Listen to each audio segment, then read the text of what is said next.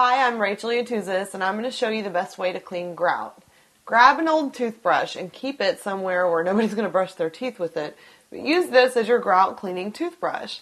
And also make a homemade grout cleaner. There's no reason to spend $5, $6, $7 on something to clean, grout with. It's supposed to work wonders when you have baking soda and vinegar at home. If you mix these two together, they make a really good paste that is so awesome for cleaning so many different things. You just want to get the paste on the toothbrush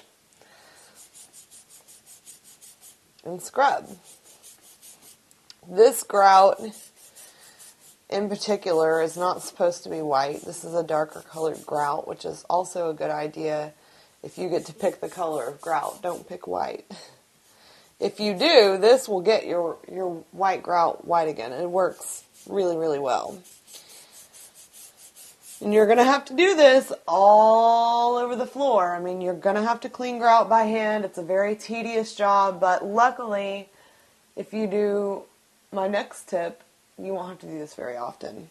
After you have scrubbed your grout, to keep it white and keep it looking nice, each time that you sweep and mop the floor, get a Clorox bleach pen.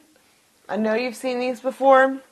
It's just a little bleach pen, and write with your bleach pen in the grout. Just like you're coloring. Just draw across each piece of grout, every few weeks, and that'll keep them white.